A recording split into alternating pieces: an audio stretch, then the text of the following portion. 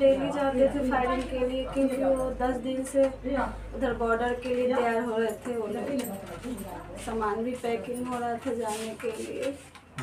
हाँ, ये लोग को तैयार किया था कि 6 या 5 को निकलेंगे। हवलदार रवितोष कुमार अब इस दुनिया में मेरा नींद चैन सब हो गया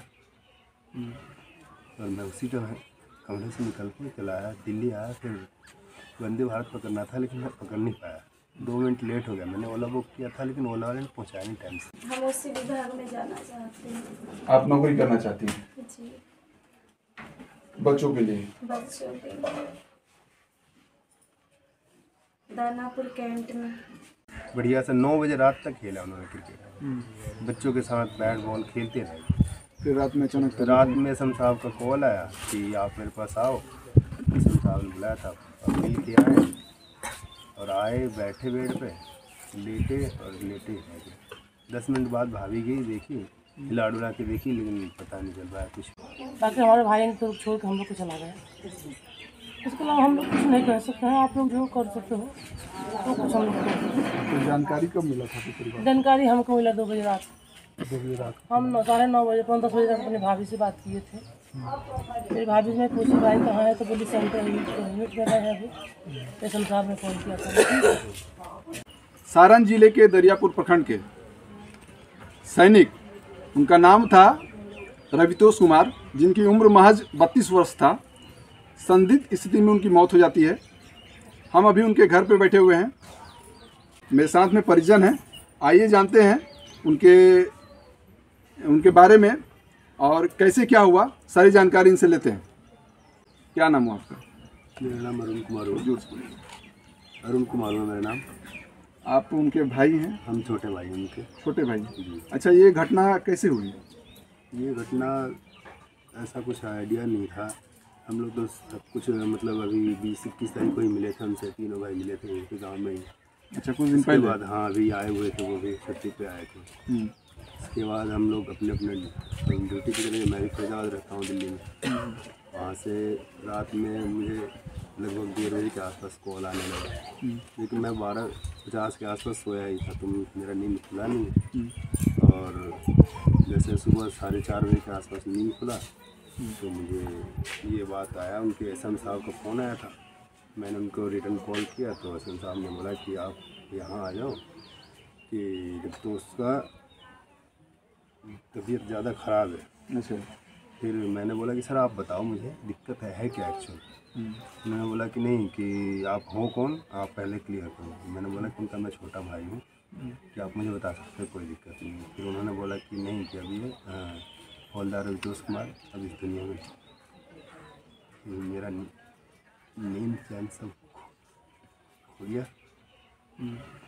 और मैं उसी कमरे से निकल के चला आया, दिल्ली आया। फिर वंदे भारत पकड़ना था लेकिन मैं पकड़ नहीं पाया, 2 मिनट लेट हो गया। मैंने ओला बुक किया था लेकिन ओला वाले ने पहुँचाया नहीं टाइम से। क्या मतलब तबीयत पहले से कुछ खराब था कि अचानक से? अभी 5-6 महीने पहले ना उन्होंने इनको सीने में यहाँ दर्द होता था। अच्छा। तो एक आध बार दिखाया था, भाभी बोल रही थी जैसे, तो इन लोगों ने केयर नहीं किया। बोला कि अरे कोई नहीं, कुछ नहीं, कभी कभी गैस से दर्द होने लगता है। तो वो केयर नहीं किया, इग्नोर कर दिया। उन्होंने इग्नोर कर दिया। और नौजवान लोग तो ऐसे ही करते हैं, हम लोग भी कभी कभी कर देते हैं। पैर में, पेट में दर्द था उनका, ज़्यादा उम्र भी नहीं था। नहीं, मेरे से 3 साल बड़े हैं, 35 का। 35 साल के थे। उनको 15 साल 1 महीना 4 दिन ड्यूटी करते हुए गया था। अच्छा। और फिर हम गए वहाँ पे, ऐसे कैसे करके गए तो पता चला कि हार्ट अटैक का इशू था। अभी पापा हैं वहाँ पे, जीजा जी भी हैं। वो लोग कल तो सलामी हो चुकी है उनकी, रेड सलामी जो उनकी बटालियन देने वाली थी, वो हो चुकी है कल शाम को 5 बजे। आर्मी में क्या थे वो, मतलब हवलदार डिपार्टमेंट में थे? हवलदार थे अभी, फोर गार्ड में। अच्छा जी, फोर गार्ड में फर्स्ट राजपूत के हवलदार थे वो।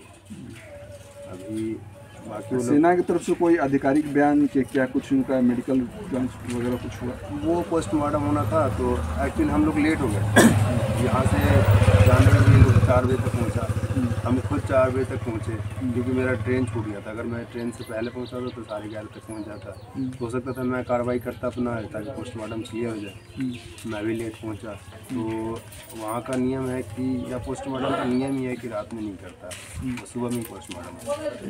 फिर हम लोग दूसरे दिन पहुँचे तो उस दिन नहीं हुआ, और हुआ भी तो कल जाके हुआ था 9, साढ़े 9 या 10 बजे के आसपास उन्होंने बोला कि आप लोग अपनी मतलब बॉडी रवितोष कुमार का ले जा सकते हैं। फिर कुछ कागजी कार्रवाई होती है। फौज में ऐसे बहुत सारे नियम होते हैं कि हम लोग समझ नहीं पाएंगे, सिविलियन हम लोग क्या जानते हैं क्या है। कि मैंने तो देखा है, मैं तो अपने पापा के साथ रहा हूँ, मैं इनके साथ भी था जब ये ट्रेनिंग। पिताजी भी पूर्व फौजी रह चुके हैं? जी, वो मेजर से रिटायर्ड थे। अच्छा जी, फोरगार्ड में ही हो गई थी। तो उसके बाद मैंने भी देखा है कि फ़ौज में क्या नियम है, कैसे है, उस हिसाब से हमें चलना पड़ेगा। क्योंकि मेरे भाई साहब के 3 बच्चे हैं, 2 लड़की 1 लड़का है। अभी छोटे छोटे हैं, जो अभी मेरे गोद में था वो छोटा बच्चा है। कितना उम्र होगा बच्चे लोग का? और एक का 6 साल और एक का 7 और इसका 2 साल होगा, लगभग 2 साल के आसपास। तो इन लोग के चक्कर में हमें थोड़ा रुकना पड़ा, और ताकि इनका भी भविष्य हो जाए, कामयाब रहे, आगे चल के कोई दिक्कत ना हो। आश्वासन कुछ मिला ऐसे तो सरकार के तरफ से? देखिए, उनके सीओ साहब ने बोला कि आप जो कहोगे वो हम तैयार हैं। ऐसा कुछ नहीं है। और उनके सब जवान ने हमें मतलब बहुत तसल्ली दिलाई कि आप हमारे लिए हमेशा रहेंगे, क्योंकि आपके फादर ने भी 32 साल जॉब किया है यहाँ पे, हमारे साथ रहे हैं, तो आपके लिए हम हमेशा हैं और आपका घर जैसा है। आप जब कहोगे जब जैसे, कोई दिक्कत नहीं है। और हमें भी कल फ्लाइट करके 5 बंदे का टिकट करके उन्होंने भी खुद दिया था। और जो फ़्लाइट का टिकट इन लोग के साथ आने वाला था, पापा और जीजा जी गए हैं, और 2 मतलब एक मेजर आ रहे थे, एक सूबेदार आ रहे थे। तो जो रात में अटैक हुआ ना, उसकी वजह से फ़्लाइट कैंसिल हो गया अमृतसर से दिल्ली। तो अब वो लोग बाई रोड आ रहे हैं। अच्छा, बाई रोड वहाँ से आ रहे हैं ना? जी, तो वो लोग कल सुबह तक पहुंच सकते हैं, मतलब 7-8 बजे। अच्छा, उनके बारे में ज़रा बताइए, उनका स्वभाव कैसा था? मतलब यहाँ पे सबके साथ मिलनसार थे? उनका नेचर ऐसा था ना कि मतलब यहाँ का बच्चा क्या, मतलब अड़ोस पड़ोस के बच्चे भी बोल देंगे कि उनके जैसा कोई नहीं था। हम भी नहीं थे, मैं खुद कहना मैं नहीं था, क्योंकि मैं शायद ही कभी किसी बच्चे के साथ खेल लूँ, शायद ही। उनका ये था कि किसी बच्चे के साथ गिल्ली डंडा खेल लेंगे, गोली खेल लेंगे, बैट बॉल खेल लेंगे। लेकिन ये मैंने बहुत बार, बहुत सरल स्वभाव थे, बहुत ज़्यादा। वहाँ भी उन्होंने ना, जिस दिन ये घटना हुआ है वहाँ भी उन्होंने पूरे दिन क्रिकेट खेला है, जबकि जैसे उनका जो क्वार्टर है, क्वार्टर के सामने ही पार्क है, जिस सामने पार्क है उनका पार्क में ही ड्यूटी लगा रहता है। उनके अंडर में वो पार्क था कि आपको इसको वो कर रखना है। और वहीं पे उन्होंने खेला भी बढ़िया से, 9 बजे रात तक खेला उन्होंने क्रिकेट, बच्चों के साथ बैट बॉल खेलते रहे। फिर रात में अचानक रात में एसएम साहब का कॉल आया कि आप मेरे पास आओ। एसएम साहब ने बुलाया था, अब मिल के आए, और आए, बैठे बेड पे, लेटे और लेटे। 10 मिनट बाद भाभी गई, देखी, हिला डुला के देखी, लेकिन पता नहीं चल पाया, कुछ भी था ही नहीं। आपको क्या पता चला उनके बारे में?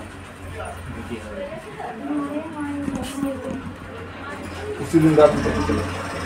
देखिए, बात करने की स्थिति में नहीं है, पर हम कोशिश करते हैं आपको दिखाने का। अच्छा, तो वहाँ की तरफ से वहाँ के अधिकारी लोग क्या बोल रहे हैं? उधर से सामान के साथ भेजना था, लेकिन बॉर्डर पे आज सील हो गया।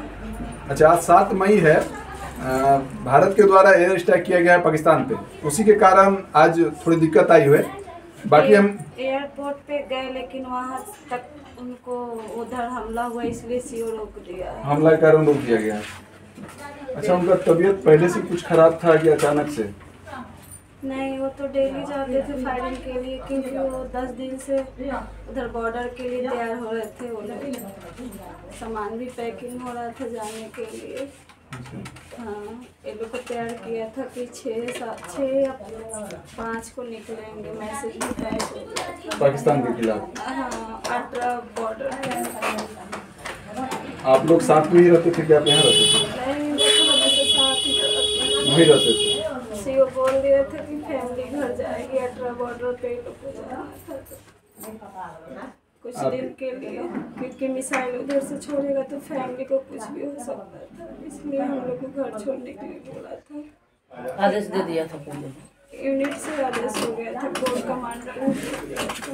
2 तारीख को कोर कमांडर ने दिया। तो वहाँ से खाली कर देना है, वहाँ पे खाली नहीं करना था, बस कुछ दिन के लिए हट जाना है। SM सर से बोले फैमिली बस घर जाएगी, सामान इधर ही रहेगा, माहौल शांत होगा तब वो आएंगे।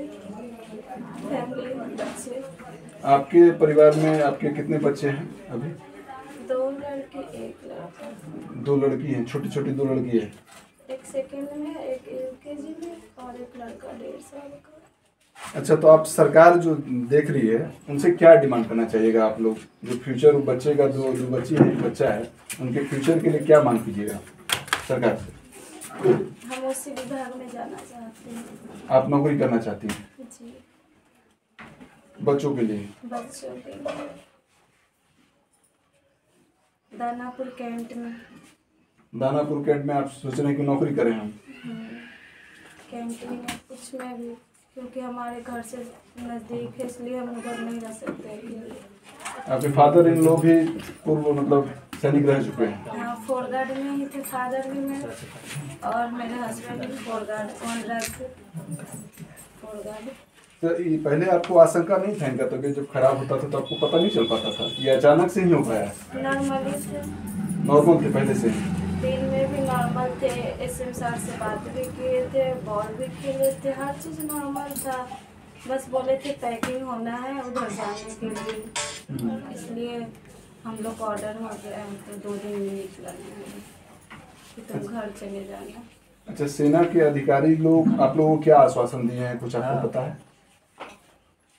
वो तो बोले थे, लेकिन हमको कल उधर से सरकार की तरफ से वो फ्लाइट का वो करके भेजे थे, बोले कि जो होगा से हम उधर मैसेज पास करेंगे और आपको फिर क्वार्टर में आना है।